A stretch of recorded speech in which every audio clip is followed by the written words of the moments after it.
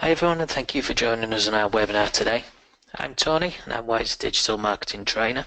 We'll start this session with a little bit more information about Wide Marketing in case you haven't dealt with us before. We're a full service email marketing agency specialising in email marketing. Our clients range from small businesses to large PLCs and everything in between. We offer managed services through an agency style setup for clients who want to outsource their email marketing strategies, as well as offering support and training to clients who would prefer to create email templates and campaigns before sending them themselves. Whether you're looking for a bespoke template, do-it-yourself email sends, or full campaign strategy and implementation, we can support you to success. Now, my own experience spans over 20 years, during which time I've been involved with digital marketing projects ranging from small, highly targeted postcode-specific campaigns to full national and multinational integrated marketing strategies. I've worked across a number of B2B and B2C sectors and love sharing what I've learned through that time. So that's what you need to know about us. We'll now move on to the webinar. Now, we always have a broad spectrum of attendees at our webinars.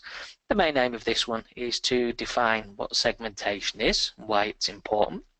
You'll also learn how to start creating segments in the Wide Marketing platform, along with some examples of effective segments as well. The webinar should run for about 30 minutes, and you can contact me directly after the webinar finishes if you have any questions or if you want to have more of an in-depth conversation.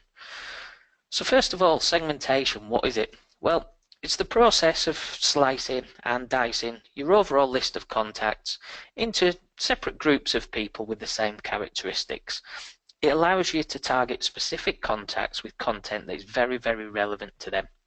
This relevancy increases the conversions and the return on investment from your email campaigns as well.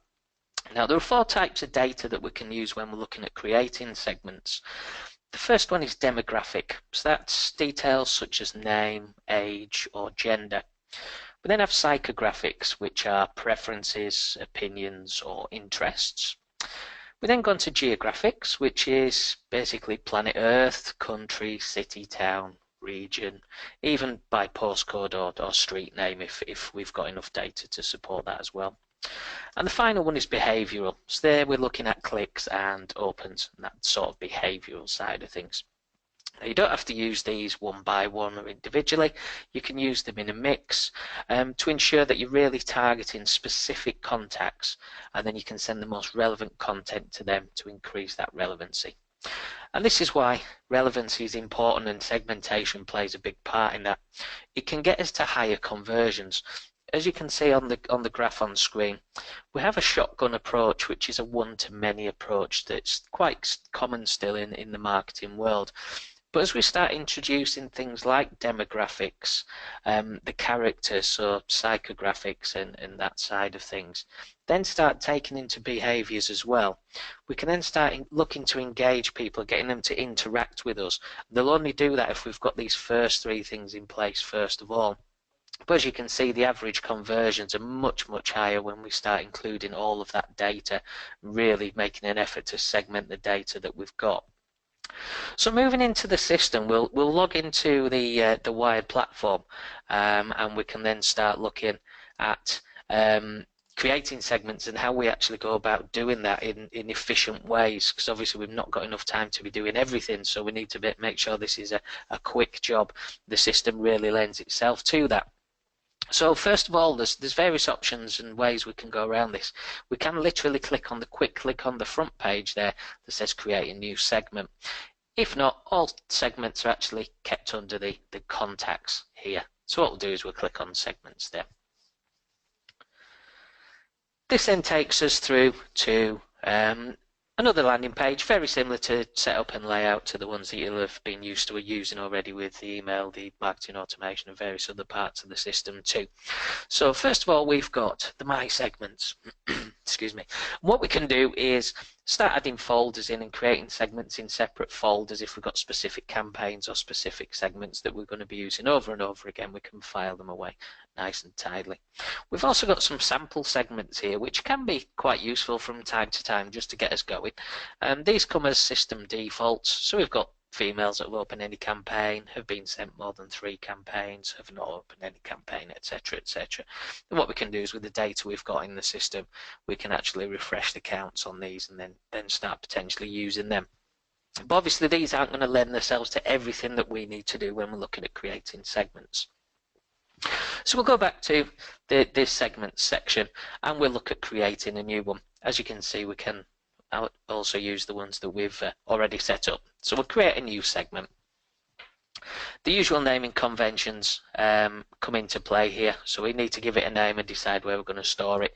We've only got the one folder set up, so we'll save it in there. We'll just make sure that we've got the typos out of the system as well. So we've got a test segment, so let's continue. And to make it easy, we've got another drag and drop editor for creating those segments. Now it's really straightforward to use. The top blue box here is the contact details that we want to include, or the contacts we want to include.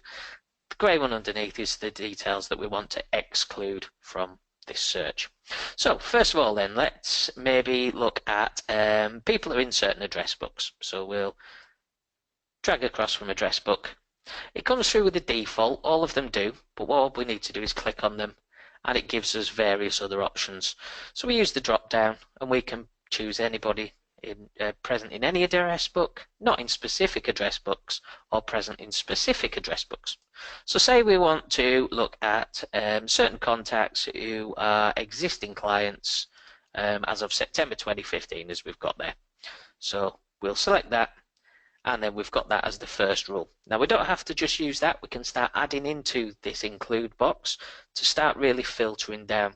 So maybe people in this address book, we want to see if they have opened and maybe clicked on certain campaigns that we've sent. So as you can see, we've got the ands already pop in for us once we add the rules. We can click on them and change them to ours if we wish to do so. So this first option, we've got have not opened any campaign that was sent.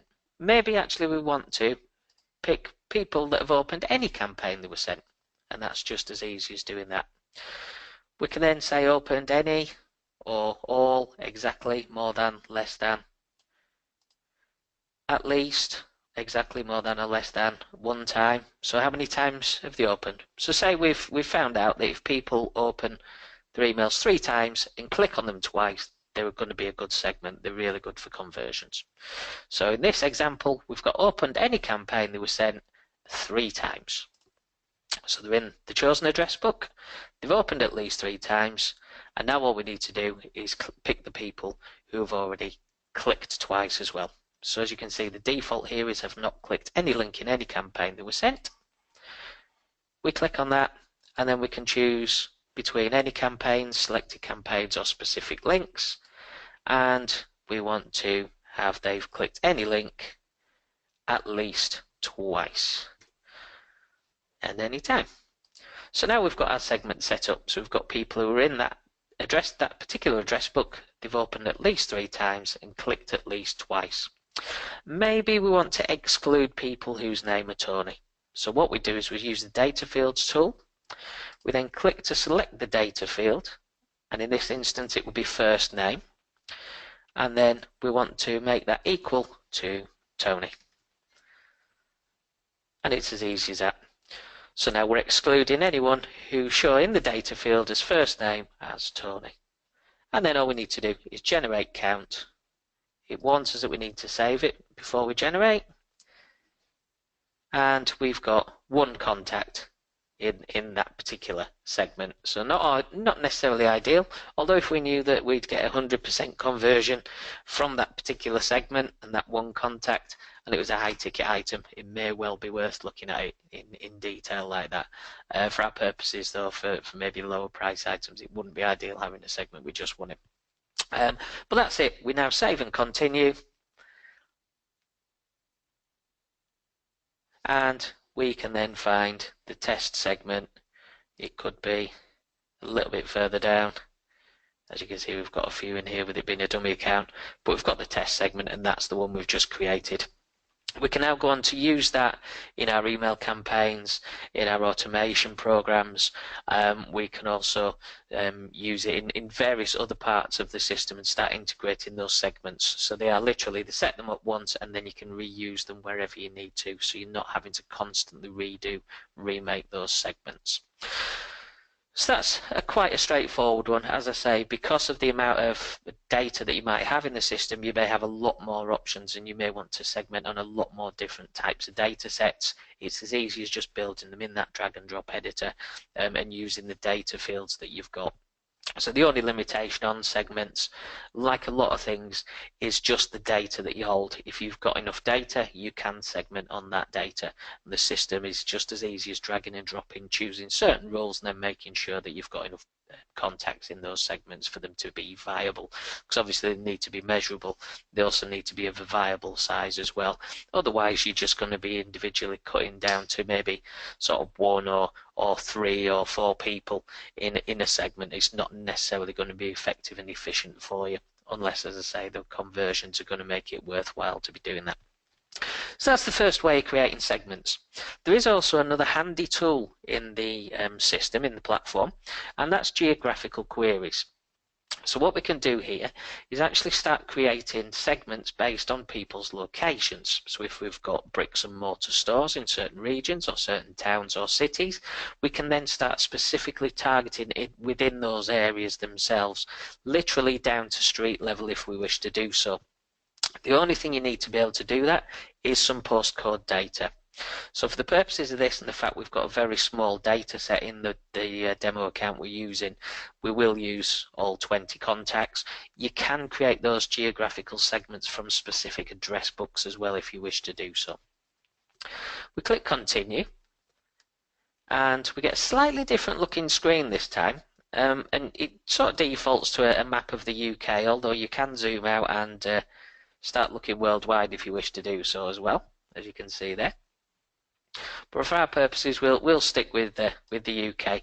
As you can see, what it's done is it's put a little heat map over where our contacts' postcodes are sitting. So what we can then start doing is considering maybe looking at, for argument's sake, contacts within a 10-mile radius of Manchester. So we'll zoom in a little bit further just to make it clear on what we're doing. So we've got Manchester there. And then we've got some tools here. So we've got a square tool, we've got the round tool, and we've got a sort of free select tool if you want. So what we'll do is we'll use the radius tool, and then we'll draw a circle around Manchester. Now, if we're going to do a 10-mile radius, we need it to be 10 by 10. And as you can see, we've got 16 by 15 at the moment. And it's as easy as just clicking in and changing those to suit. Once we've confirmed those details, we can then highlight the area that we want to choose, and as you can see, it automatically tells us that we've got 4 contacts within that 10-mile radius on this particular section of the map. We can add these contacts then to another address book and then start using them as further targeting later on down the line, again for our email campaigns and in our automation strategies. If we didn't want something quite as structured as a radius or a square, we can actually start using the free select tool, and that's just as easy as saying maybe we want to cover this sort of area here. So we'll cover a little bit around the coast, we'll cover maybe across to Sheffield, back across, and then we can close it off there. So we've got a hand select area there. Again, we've only got 4 contacts in, but you can see how useful that could be then if you've got specific areas that you're wanting to target. You don't have to just use them on their own though. You can actually start including extra areas and start overlapping as well if you wanted to do so. So again, a very, very flexible tool, a really easy way of creating, again, further segments that you can then start using later on. So now we've got our 4 contacts here, we can add them to an address book, and we'll say that this is Manchester and maybe Liverpool. We would usually put a description in just to explain what that particular address book's for, where it came from, and then we click on next. That address book's now being created, and you can see these are the contacts in that address book there now, and we can then start using those from the My Contact section, and as I say, we can start segmenting down on those geographical queries as well. So it makes it very, very quick, very, very easy to use to start creating those segments from our data sets. And as I mentioned, the only limitation to this is really the data, capture of the data that you hold against every contact. So as you've seen, the system makes it easy to create those segments, and it allows you to target specific groups of contacts with the most relevant content for them. This results in increased relevancy and the return on investment of our email campaigns. The only thing left for me to do is to actually show you how we can start implementing those segments into our email campaigns and into maybe the automation side of things as well. So we'll go to our campaigns, we'll pick a specific campaign, and then I'll show you how easy it is to actually send that content out. So we've got the dynamic content webinar here, so we'll have a quick look into it. So we've got our email campaign set up. It's all ready to go. We're quite happy with how it looks.